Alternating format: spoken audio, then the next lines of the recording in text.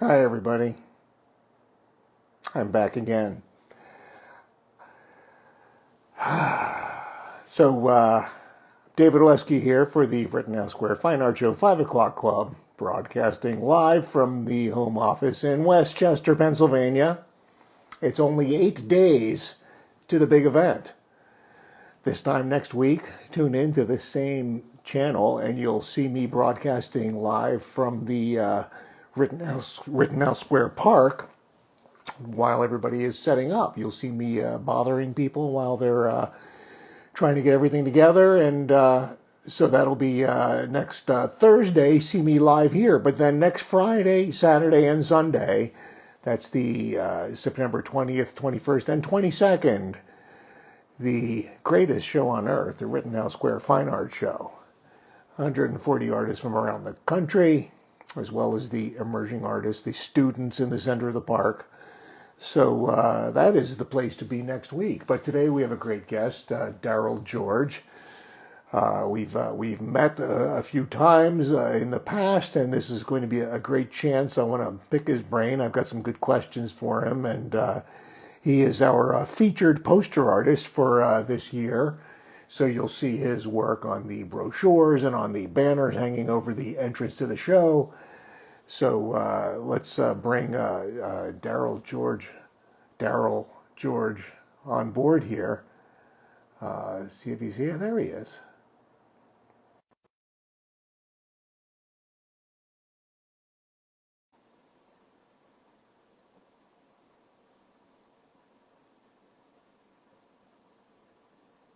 Dramatic pause. Oh, hi, Darrell. Hey, David. How are you?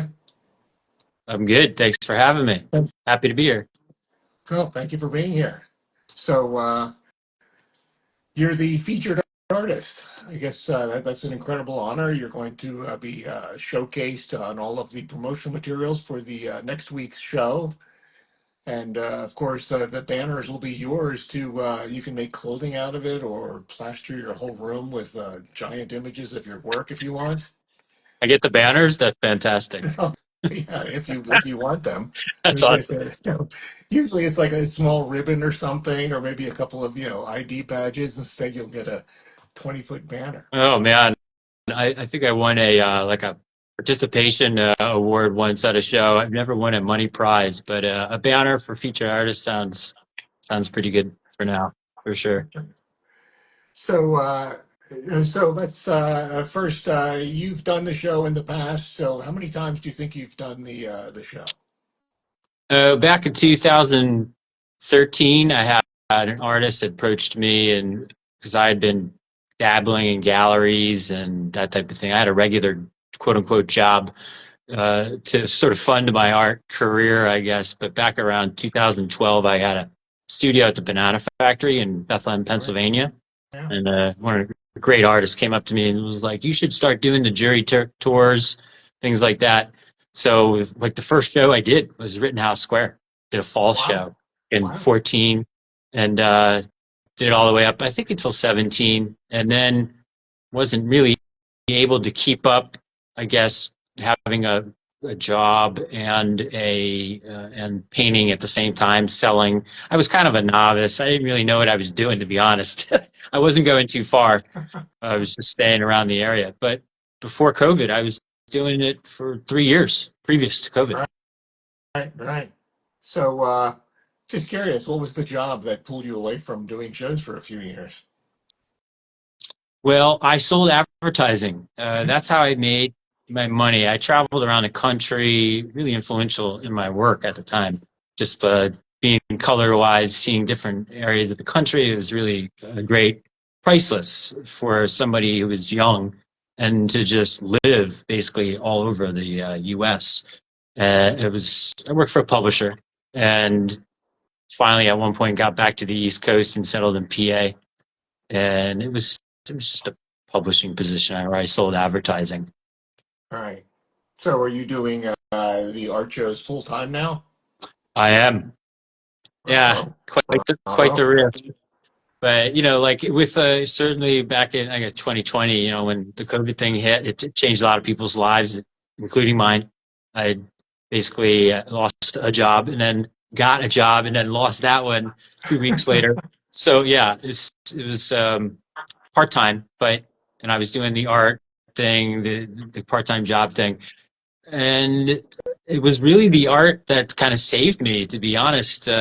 People, there were businesses that were hiring people to do murals, things that were paying pretty well, and so that kept me going all through COVID, the COVID time.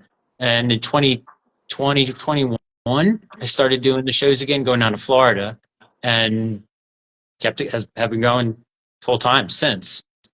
Just trying to streamline the logistics of everything.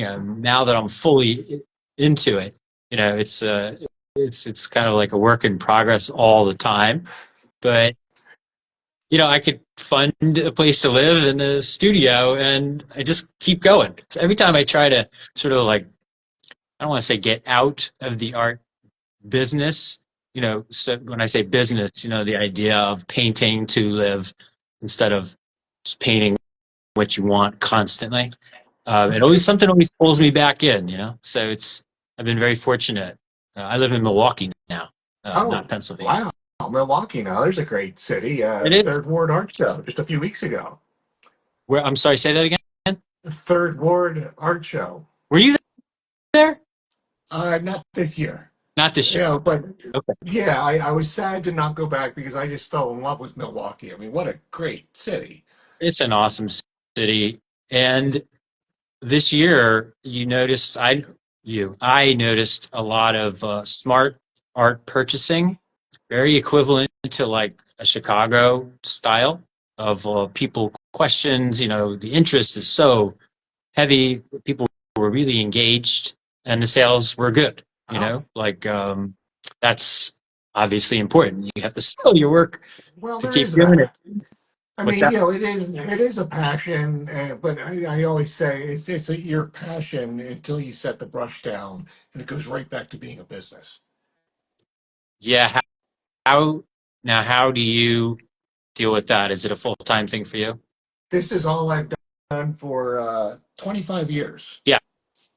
Well, your work is gorgeous, so Oh, that thank you. helps You're for very sure. kind. Although I mean, I've gotten better.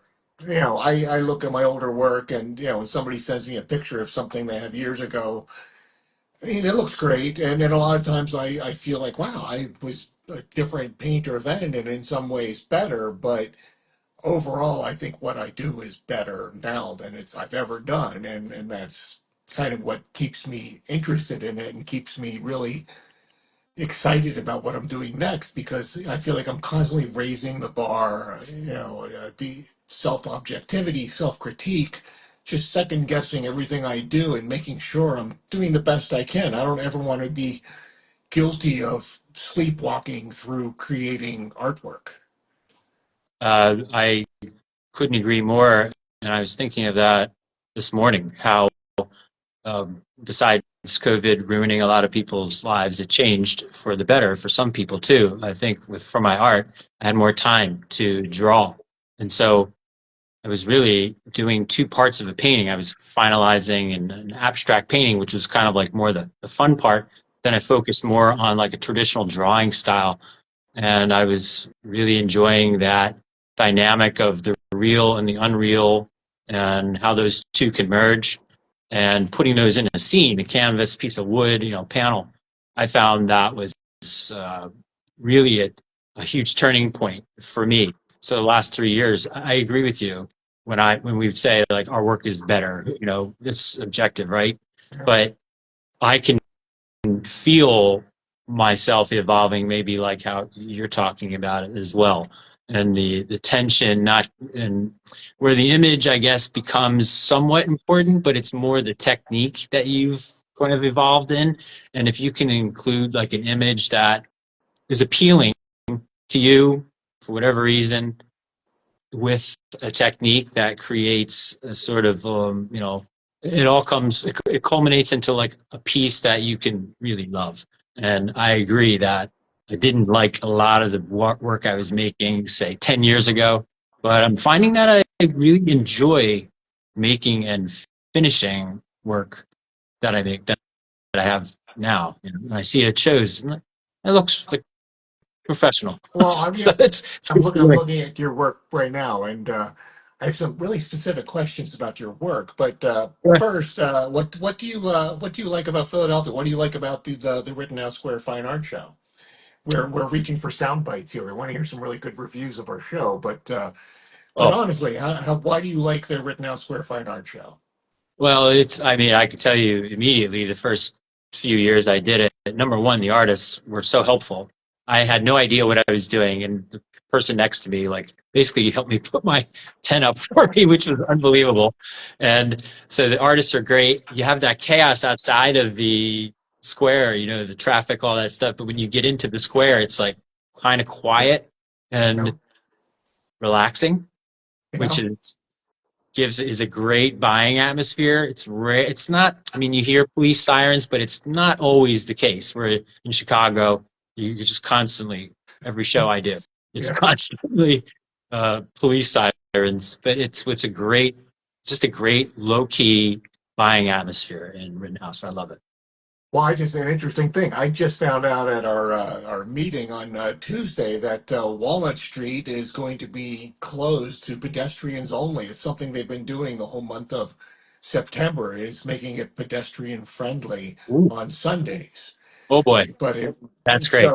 so it's as far as the sirens, the buses, that's going to be cut down by more than half, or maybe completely. I don't even know if there's any major route past the park anymore, so Sunday is going to be just gorgeous.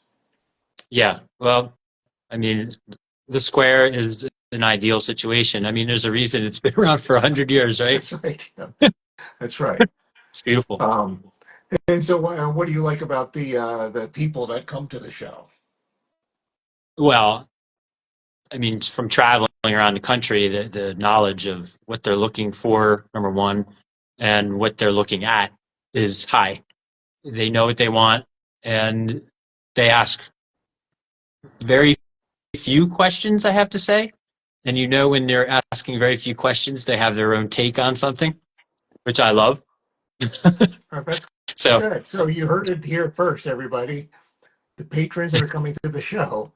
We oh like yeah, that you don't have many questions. We like that you already know what you're looking at. But if you it's have questions, by all means, ask questions. That's why we're there. right. I mean, it's the great irony, right? The more questions that I find that people are asking, it's almost like a way of how do I say this, guy? I like your work, but I don't want to buy anything, kind of thing. Right. I mean, the dialogues I have with people, they don't have to be focused on, do you have a space for something? That some of the best conversations I've had are with people that just really want to pick my brain and understand what's happening, just to add to their day, add to their understanding. And I love that. That to me, that's rich with content. I'm perfectly happy just having great conversations all day. Part of the experience, right? That's It, why they come into town to experience something like that. And yeah, I mean, that's you're there for that.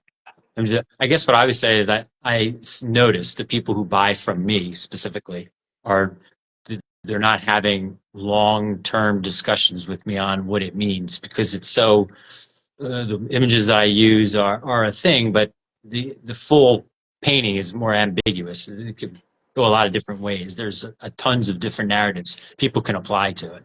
right, right. So, have you had a chance to spend much time in the city outside of the show? No. I Now that I live in Milwaukee, I spend zero time in Philadelphia. So I'm looking forward to going back. Yeah, hopefully you make a little time. And we've got some world class museums Oh, no doubt. and the restaurants, and I could go on and on. I mean, if you've ever seen any of these broadcasts, we get really sidetracked by all the other things that are you can do while you're in town. And the main reason we do shows is for the food. We already know which restaurants. My wife will make reservations before we even get to town to set up, just because that's her Oh, target. that's funny. I do have a nice hotel I sort of splurged on for this show, so I'll probably be in their in the square eating as well. So gotta make those sales. A Yeah. couple extra sales. Yeah, but I've always been part of this tradition with artists that we always have we splurge on a big dinner the night before the show even starts, kind of like our way of saying, no matter what happens this weekend, we're having a great time already. We already have great memories, and it's already successful because we're set up, and now we're really enjoying dinner and the company of each other, and whatever else happens is just icing on the cake. I yeah, I hope that I could sell some pieces. Icing on the cake Yeah, that's kind of yeah. It's nice to walk away with a paycheck, but yeah. we do our best, and we know we're doing our best, and How that's all you can. how many pieces per show do you normally, just out of curiosity, like do you need two pieces to do well? Do you need five? How does it go for you as Well, I mean, far as sales go? my work is big, so I feel like I'm playing the long game. As long as I do networking, I know that I'll be seeing sales at another event or at the same event next year. Yeah. And then I'll have people that come up that I'm continuing the dialogue for them to possibly select something maybe this year, maybe not till next year. And and there's always something in the works. So Yeah. I mean, it's nice to have a couple of sales when I leave, which my work is big and expensive, so a couple of sales is really really nice. Um, and anything can happen. I'm always surprised. I mean, in June, I was sitting there, and a guy walks up with the Joy Division, the album cover that has it's like the graph of the collapsing star. And I said, "Oh, cool shirt." And next thing I know, he's talking to my wife, and they're picking out a painting. It's like, oh. And as I'm carrying the painting, he's telling me he's a cardiologist. So never would have pegged the guy wearing a Joy Division T-shirt as being a cardiologist that's about to buy a painting. Well, yeah, But the there's patience, always surprises. the patience for the waiting game is impressive too. I have to tell you good story. When the first show that I ever did in Rittenhouse, where the guy next to me, he did these immaculate sort of river rock paintings, and he barely moved from his chair, and I would go, his name was John, and I would always say, John, you got to talk to this guy, like they've been back like two or three times. And he just put his hand up to me and say, look, it's okay. And if he didn't sell, he sold three pieces in a half an hour on Sunday for a total, I think it was more than like $22,000. And, of course, after the show, he went behind the tent and did the whole like, yeah, because we were super excited. But I learned a lot just by watching him. So I can appreciate what you're talking about for sure. And 25 years in, you have those year-round opportunities. People are always connecting with you, like you said. So that's great. I'm hoping to, accumulate those type of connections within the next few years for sure. Yeah, my wife and I have a ritual. Instead of doing a victory dance or doing a high five or even just letting our guard down and relaxing after we get done closing a sale and wrap it up and get it on the cart and hang a new painting and make sure it's hanging straight, we touch pinkies. That's our very quiet high five, and then game face back on, back to it. I love that. And then that's worked. Uh, It keeps keeps the energy level on a nice even keel. You don't get too excited, you don't get yeah. too upset, and you just like you keep your stamina up and just stay focused. Yes. There's something to that. And it's, as much as we love to make art and be creative, there is a little bit of that transaction excitement that happens, right? We want people to have our work. So Yeah, it does feel good. and and then for me, I'm going to have brand new paintings that came off the easel, 2 weeks before the show. They're finally dry enough to get them in a frame, and that's my Oh, first chance to really sit and look at them as finished, dry, signed pieces in a frame. And to me, that's really exciting. Just getting, possibly two or three brand new pieces on display and being able to sit back and really study them for the first time.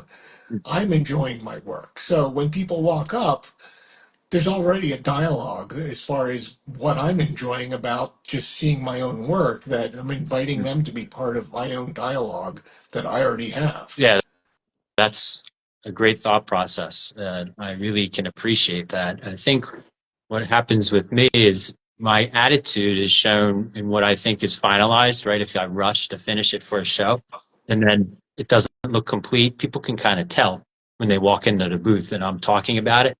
So I You have to be think very so? careful. Sorry? You think they can tell? I think often they can, and I have to be very careful of putting that into their ear because I feel so honest sometimes that it prevents them from sharing with me because then they say, "Oh, he doesn't think it's finished. I don't want to. I shouldn't say much about it," you know. But I love that you can bring people in with that your attitude. It's great knowing that they're finished and they look finalized. Well, I mean, I can't go back into my work. I learned that the hard way, that even if something bothers me, it's done. When the Mm. paint dries, there's something happens to the surface because of the chemical composition. Something, no paint will ever stick to it again. So when it's finished, that's totally it. So I have to feel really good about it, which means an amazing amount of anxiety when a piece is about to come off my easel.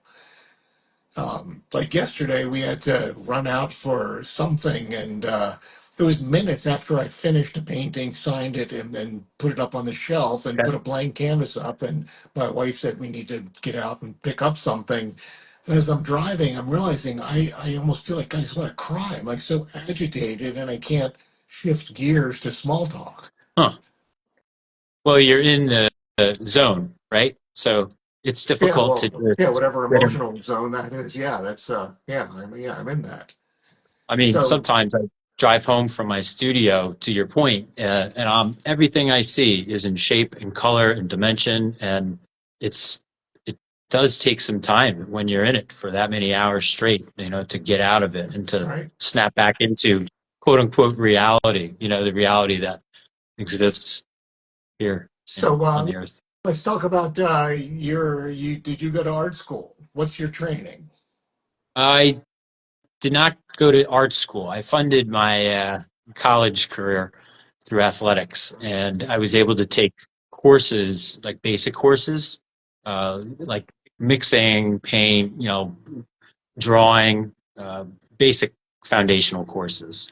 And then when I got out, I was able to work, like I was saying, your work reminded me a lot of the Russian work that I was familiar with. I worked at a gallery that sold Russian art. And I think we had a little bit of a trade thing going on. Like we were able, because we sold this work. In fact, a lot of them were based in Philly. So we were in Philly quite a bit picking up work. But the art school that they ran, the Russian art school, was in Long Island City. And so they gave us in trade for representing them to be able to take some courses. So Wow. basically 6 months worth of courses with these great Russian artists. And it was a Wow. great experience. And I'll have to give a shout out to James Yarish Associates in Homedale, New Jersey. He was the guy I worked with, and it was an awesome experience.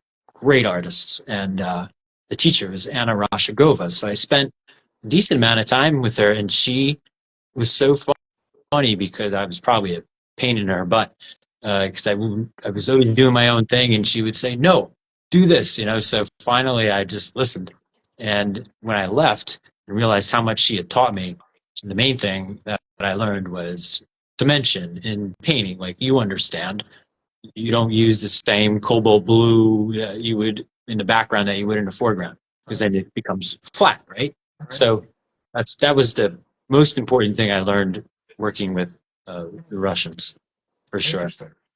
Yeah, So called sorry, go the on. Long Island School, Bridgeview School of Fine Arts in Long Island City. Okay. So your paintings are in oil paint, or is this acrylic or mixed media? All oil. All oil paint. Wow. Yeah, I've gotten to the point I think now where I'm still using oil in my backgrounds. I let that dry, and then the paintings starts, really. I do basically an abstract painting, finalize that so it looks balanced. It looks like a painting in and of itself, an abstract piece. Let that fully dry, and then I bring the image in and try to create a sort of like a dream world, I guess, where the real meets the unreal. So always playing with that tension. There is that tension there. I hear a lot of that from viewers, from people who look at my work. There's that tension, but it's not discerning. It's more like it's an appealing sort of feel that they get from it. So I like that my work causes a little bit of uprising in them emotionally, which is nice. And I think it's due to that 2-3 part process where I really just do a final abstract painting and then incorporate the image, and the painting begins, quote unquote. So, So, yeah. what your texture is that coming from just the amount of paint, or is there some chemistry involved as far as additives? Yeah, no chemistry, all all paint. So, Try not to do as gloppy as I used to because of the chemistry involved with that. I don't want things cracking as right. much like things did. I found that things, if I had a painting for more than a couple of years, you could see the bubble would pop out and there would be a little crack on there. And so it's just all oil paint. Yeah. Well, No. therein lies the dig. That's why I can't go back into a painting once it's dry, specifically Mm. because of that. I got called back by some clients that said, this paint is cracking, and I went in there and set up my whole studio and did a little restoration and realized Really? everything I painted after it was dry is ready to cut loose. And I've talked to a lot of different people, even some of the paint companies, about how to make paint adhere to the paint under it. And they talked about, well, you can etch it with solvents, you can, roughen it up with paper, but nothing really, is as sure as wet on wet and then finish. Yeah. Yeah. I think the only way that I've ever gotten back onto a dried painting was sandpaper or like an actual sander where I would really rough it up and then clean it with water so that there'd be like a rough texture there to adhere to the painting could adhere to. But yeah, you're right. It's not, I don't usually go back on the paintings as much as I used to, but if I feel like it's not done, I'll add a few things here and there for sure. And then when I exude that confidence of it being finished, I can almost guarantee that somebody will purchase it at a show. It's really funny how that works. But yeah, So some of your work still is abstract. So some of these abstract backgrounds, do you just let them go, or is it pretty standard now that everything becomes figurative after the abstract foundation? yeah. Second part. I love the figure. I love the figure. I'm still drawing a lot now too. Um, COVID got me drawing more. Uh, Previous to COVID, I was doing much more sort of like made up characters. I think figures weren't very anatomically correct. But now I find that the actual like reference and having that sort of academic plus the free form fun of making an abstract painting is really conducive to my personality. And it helps me for sure. I found previous to COVID, the work I was making, it was frustrating. I think it was tough because I've never felt like anything was completed. This gives me a more complete feeling, not just I think looking at something that looks finished. I think in my gut and in my mind, I feel done with it. Like when you say you walk away from a painting, that's really healthy. And I needed that. So that helped me for sure. Doing these Right. tours, you're selling a lot, right? You're Oh, selling yeah. paintings, 5, 6 pieces, kind of you have to be able to keep up with that. It's That's right. really one of the main reasons, previous to COVID, say 2017, 18, I just had to stop because if I was selling stuff, I couldn't keep up. I mean, I couldn't paint enough. I mean, I was not selling them for a high mark, like, you're talking 25 years in, but I did feel like I was having a hard time keeping up just because the process was, uh, was long for me to make a painting. Okay, so now I have a question. Your colors are just remarkable, just gorgeous. And so, what is the foundation of your color theory? Whatever design you have for your colors. Well, where's that coming from? I don't have any theory per se. I think what influences me the most is where I lived in the country. I lived in Seattle and up in Alaska, Northwest. That most influential to me. I mean, the blues and the greens, working with those. I mean, they're all over the Pacific Northwest. So just the experience of seeing those colors in nature and how they apply to putting them on a canvas. Uh, I guess it's just from places that I've lived. I don't have a adhere to like a theory based off Well, I of. mean, as far as how is your palette being lined up? Is it lined up as primaries, or are you just squeezing out whatever color you think you'd like to run with? Hmm. Yeah, that's a great question. I think that mostly I do go dark to light. That's that's what I start dark, and then I think I'm just constantly experimenting with that to find different combinations of colors that can create a sort of easing or easing in and out of a figure. So you could see the figure coming almost in and out, like sort of. It's hard to really articulate it, to be honest with you, because I like to feel like that it's always constantly moving back and forth when you're looking into it. It can look different each time. So those colors are important because it creates a scene that is always changing. It's never the same painting that you're looking at 25 minutes previous. Right. So I don't know if that answered your question, but I know that the blue and the green is super important to me in setting that dimension. So it Right. definitely, I'm trying to get out of the blue and Yeah, green idea. I'm looking at your at these paintings. I see everybody sees me looking down. I'm actually looking at on my iPad here, looking at some of these. It's just amazing. It's Hmm, just nice. iridescent. The qualities of warm and cool that are just scraped together and scumbling and it's just brilliant. It's absolutely brilliant. Oh man, well that's very nice. But I think I mean I'm pretty rough on the canvases too, like where I used to care about all the paint and it's like carrying it, making sure every brush stroke is perfect and this and that. But now I just beat the heck out of the thing. And working on wood is even better. I saw that movie about John Turner like a few years ago, the Mr. Turner movie.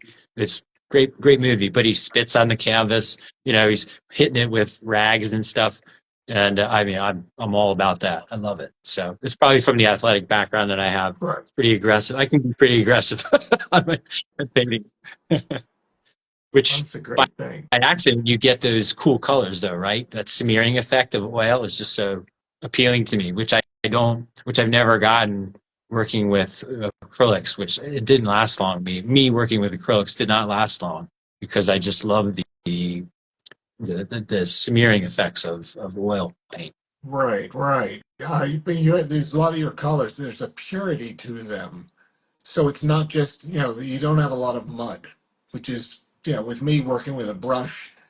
My biggest enemy is mud. Having just those colors, you didn't really plan that, but it's just mixed together. Whereas with yours, it's so many happy accidents of just vibrant colors that are just together and. Mm.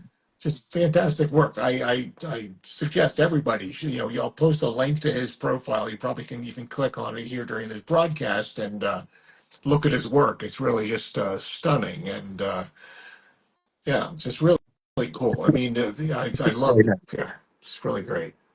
Yeah, very nice of you to say. I appreciate it. It's cool when you make when talking about those colors that you're talking about. When you smear something, you do kind of get a little muddy, but then you can set it straight by putting the color you want on top of that, and that dynamic of those muddy colors with a vibrant color next to it. It's like so appealing to me. It's like shocking, in a way that is like you just have to stop and look at it. And I think what kind of gets me off about paintings. Like you just there's always the color combinations seem to be endless, but you sort of get bogged down by the same ones over and over again. But then when you recreate something, it's like, yes, thank you. This is why I do it. So is this predominantly knife work, or is there brushes involved, or is it almost anything is fair game? Yeah, anything's fair game. Uh, I've been dripping stuff a lot. Try the whole Pollock thing on the floor to in the beginning to do the abstracts, and then pushing the paint around with my hand. Really, just sometimes I use spray bottles. So I put the paint thinner in a spray bottle with a little bit of paint, and I just squirt it, and then start smushing it around and try to create sort of aggressive backgrounds, and then let those dry, and then build on top of those. So I've been experimenting a lot. Uh, so yeah, but not it's a lot of brush, but everything is fair game. To your point, for sure. I mean, you just stick with the brush, right? I mean, Well, for the most part. for the still life, I'm specifically with the brush, whereas with the abstract body of work, is specifically with the palette knife. That is okay. I like those angled kind of pieces that you were doing. I saw some of those on your Instagram. Those are neat. It's like you're seeing a painting behind the fence kind of thing, which was really cool Yeah, because they're I mean with, they're interesting. they're you know interesting. I never know how they'll turn out, and I don't want to say it's accidental. It's not like spin art where when it stops spinning, you say wow, but it really does evolve as I work it on it. does not look like spin art. Good, thank you for that. Yeah. Yeah. So if you have any questions about what it is, it looks intentional for sure, and it's really appealing to look at. It's cool. It's fun to see the traditional work that you do, and then the stuff that you're playing with, experimenting with, and it even though to you it may look like I don't know, however you just explained it. To me, it looks like somebody knows what they're doing for sure, which is cool. I love that. Mission accomplished. Mission accomplished, man. Yeah, you're on the way. Yeah, I know exactly what I'm doing. You're absolutely right. Yeah, I mean, I don't understand abstract painting. I'll be the first to say I don't get it. I understand. It's like some of it's beautiful to look at. A lot of it's just really challenging to me. Yeah, This concept of turn it sideways. Oh, it's a new painting. It's like it should have been composed with this side up. but But see what you've been able to do, what you understand doing your traditional work. You know that if you make an abstract painting, it has to be depth, and you've accomplished that. And I think I see the beginning stages of your abstract work now, where you just basically have like you have something behind the foreground, and you can tell that there's, like I said, it feels like a fence that you're looking through. You can see the landscape behind the fence, and so that's gonna just evolve, I'm sure. But I know I know what you're talking about. It is difficult, I think, to make a good abstract painting, one that looks like it's 3D on a canvas. I think it's hard to do. well, I mean, what you do, is so creative. I mean, some of the invented color schemes as figurative on top of invented color schemes, and it looks just wonderfully designed as far as the ranges of colors. Like there's one piece I keep staring at here. I'm sorry, I'm not looking at my camera. I'm looking at this piece, but you just go from so many neutral colors, and then these really high voltage teals and magentas, and in the figurative element that it's just stunning, just wonderful. Yeah, it's that shocking shock that you want to make people feel when they pass, to make them stop. And that's what makes me stop. So if I can incorporate an image and give it that sort of emotional tinge with the color, I'm finding that breaking the paintings down into two different aspects has helped me so much. Not as opposed to just going at it with one fell swoop. It's one level, or say one layer of paint. I love now that I'm doing basically two paintings on one canvas or a piece of wood. It's helped me a lot for sure. But thank you for bringing that up. So Yeah. well, what's the range of sizes of your work? These look fairly uh, manageable, smaller sizes, and I see the piece behind you. Do you work huge, or is this generally the size you work with? Oh, there Uh, you go. yeah, that's a big one. I'm working on. I've been trying to incorporate more, 50 by 30 size pieces in the work Nice.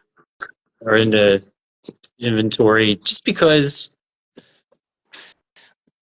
I miss doing those big pieces, and because I think I need to get more so involved with the selling less selling less pieces at a show, and so I'm feeling like maybe do a couple more bigger pieces and like experiment with larger images or larger canvases, things like that. But 14 by 14 to about 50 by 30 is kind of the range of uh, Right. size.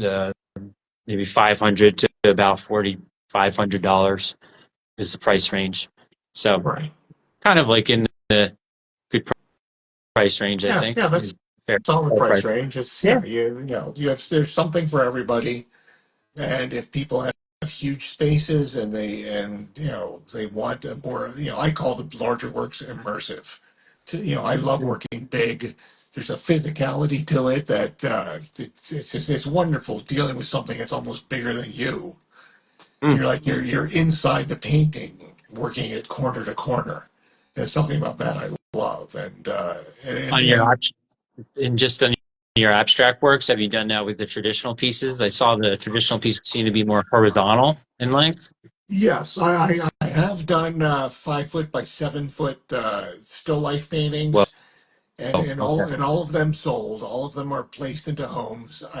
It feels more like it's a challenge of keeping all that paint moving more so than is this really fun to paint. Mm. I feel like I'm just kind of like it feels like busy work trying to keep up with that many square feet of canvas.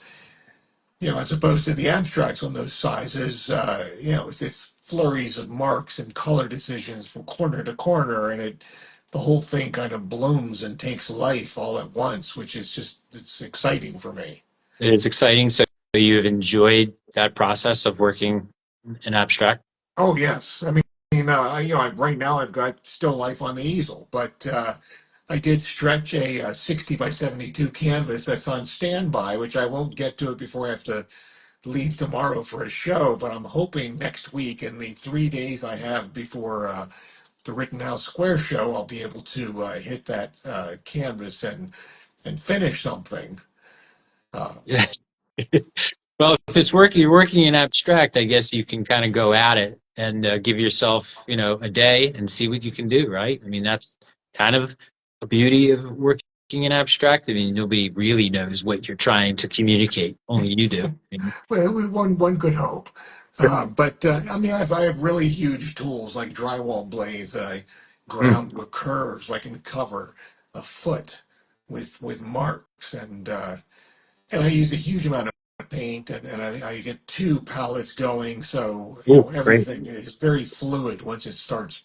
Once it gets Oh, going. I love that. I love to hear that. I got to get better at that. I definitely have better stuff than I used to when I was at the banana factory, but because I have more space, I can be dirtier here.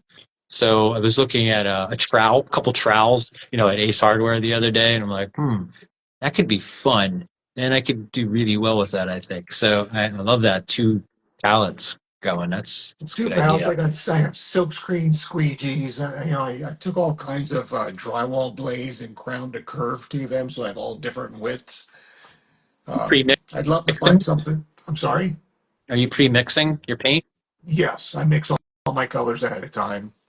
So So where do you once plan that out? In your head or like on a computer? How do you know what colors you're going to mix for a paint? I'll start with one color, and then the next color, whatever reaction is happening, kind of decides. And Hmm. that's where I come back to like color theory. If it looks like I have a warm and a cool, well, I want to bridge them, but not with directly with the middle color, but think of a color wheel and think of the analogous pairs that could create complementary sets Sure. and decide if it wants to go around the warm side or the cool side of the color wheel, which analogous pairs all pick to offset the direction all the other colors are going. Okay. That's cool. Does that I make sense? struggle. It does. I actually struggle with that. I sometimes struggle with the idea of cool and hot and trying to create something new in my mind anyway. Of the not the risk of using the wrong color. And I love that idea of like, ooh, it works. So it's. I mean, if we all had the equations, I guess we'd all follow the same equation. But that's the beauty of art, right? There's always something cooking Yeah. that's in our minds maybe somebody's never seen before, and that's hopeful. That's kind of fun to think. Oh, yeah. I mean, I think, you don't, I had a teacher that said you don't necessarily see the color, but you find the color. And that's Great really valid, point. both in representational work and in the abstract work. There's color combinations that you don't necessarily think of them or visualize them, but when you find them, you Mm, recognize it. yeah, and it's a great point because probably why I didn't know how to answer your question about color theory because I often just kind of finding new colors. Yeah, for sure. It's a great quote. I love that. So, well, this was great. I can't believe how much time already went. You know, you see You how said quickly we get caught we up go in fast. talking about color and technique here. So, do you know your booth number at the show? Yes, two, because I guess that's where the featured artist goes. Oh, It's at yeah, the you're right. entrance. You're right. Yeah, so that's easy. Yeah, so you're going to be the adjacent corner from me. So, Okay. you're going to be right at the corner of 18th and Walnut. So anybody that's coming to the show that wants to see Darrell's work, it'll be right there at the corner of 18th and Walnut. There's a little opening to the entire park, and you'll find Darrell's booth there. And Yeah, it's yeah, exciting. I'm Yeah, looking forward to the show. It's going to be a lot of fun. I love Philadelphia in the fall, and being in the city that time of me year, just the me light, too. the energy. It's fun. It's a great time to be there. I 100% agree. And then I guess to your point about why I've been working larger because I'm going to have two outdoor sides. The side panels are going to be available to me, so I'm hoping to get these two large pieces finished so I could put them in their own space outside of the booth. So it's a walk around booth. I'm used to being pretty close to each other, Yeah. previous shows, but apparently, from what I understand, this is a pretty wide open space where I'll be. So I'm Well, it's a huge really amount of exposure. You pretty much have four walls, depending on how you set your booth up, four outside walls and the inside. So you okay. can get a lot Wow. of work on display. And I'll be looking forward to coming by and seeing your work in person. So everybody, that's next week, Friday, Saturday, and Sunday, the 20th, 21st, and 22nd at Rittenhouse Square Park in Philadelphia, Pennsylvania. Darrell, thank you so much for being here. This was a lot of fun. David, a pleasure. Thank you so much for having me. I appreciate it. And thank you all for tuning in. And we'll see you at the show next week. Bye bye. All right. Take care. Bye bye.